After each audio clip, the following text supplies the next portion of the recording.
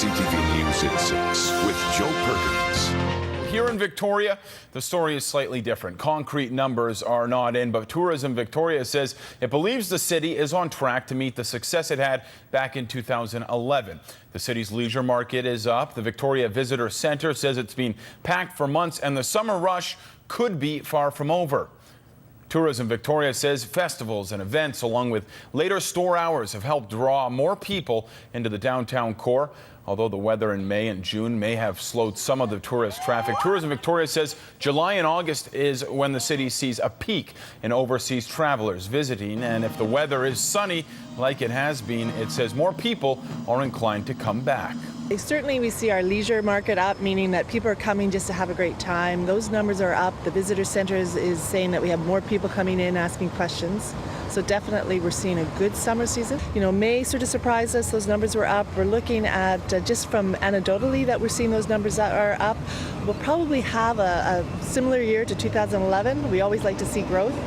Campbell says final summer numbers will be released in October and November once hotels calculate their summer traffic. For now, she says the proof is online, where Tourism Victoria is seeing success on sites such as TripAdvisor and positive reviews on social media. Despite this being the last weekend in August, Campbell says the summer season is far from over. It's not over by any means. September has traditionally been one of our stronger months. We see a different traveler, we see an older traveler, they spend a little bit more money, they may stay a little bit longer, and then of course we have that amazing marathon, which brings in so many people into the city. We sell out Thanksgiving weekend, so no, we think that our summer hopefully will go into, if the weather holds up, till about mid to end of October. If there's one area the city needs to improve on, Campbell says it's attracting meetings and conferences to the city throughout the calendar year. BC Ferries plans to cut nearly 100 round trips beginning in October in the hopes of cutting down its costs. 32 of those trips will be between Swartz Bay and Tsawwassen. The cuts will not be to the normal base schedule, but will come from extra sailings. The most cuts will be from the Duke Point Tsawwassen route. Higher gas prices and a drop in traffic are contributing factors in the decision. Critics of community living BC took to the lawn of the Legislature this morning to voice their frustration and push for change. Propped up outside the Legislature, petitions protesting cuts to services for people in BC with developmental disabilities. The group is urging the provincial government to adopt several recommendations against service cuts. Today's rally, organized by CLBC Stop the Cuts, also calls for a full evaluation of the programs that exist. Well, you know, it's disappointing to me that these families who are obviously, you know, have a lot on their plate have to make the special effort to get government to listen to their concerns, and it is troubling for me that they have to go to this kind of, to take this kind of action. However, I do also think it's important for government to see and to hear what people are saying, and what they're saying is that the services are not adequate to meet their needs.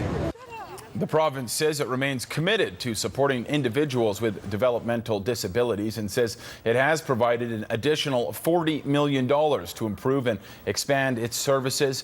But the BC Community Living Action Group says it's still not enough. Put this on the table in your next voting on May 14th, 2013. Make this the top priority for any government that gets in.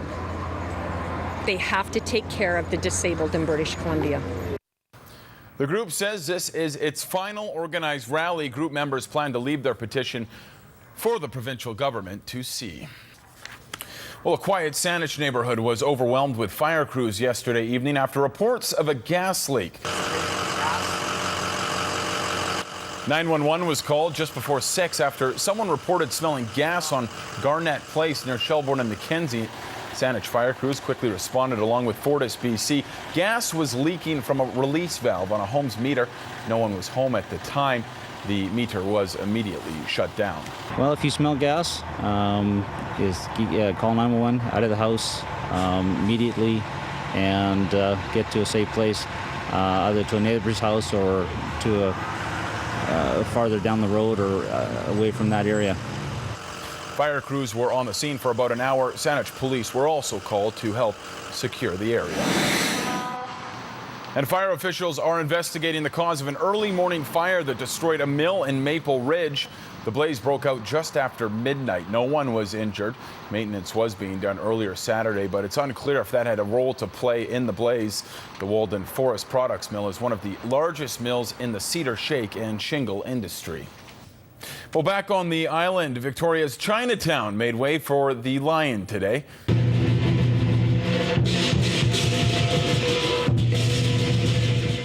The annual Lion Dance Parade worked its way up Fiskard Street this afternoon. In Chinese culture, the lion is seen as a peaceful creature with divine nobility and dignity.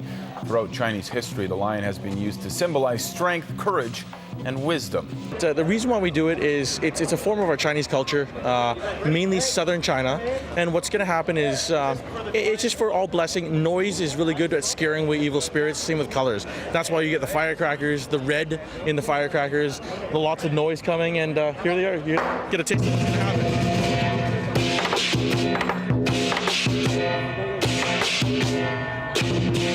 The club says the first recorded performance of a Chinese lion dance dates back to the 3rd century BC.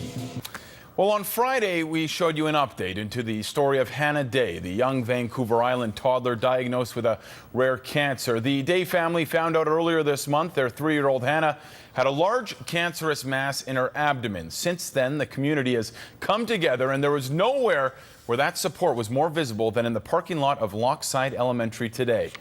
Thousands and thousands of bottles were collected in support of Hannah. Organizer Lindsay Welsh says when she heard news of the cancer, she wanted to help and immediately thought bottle drive. But Welsh says she never expected this much support.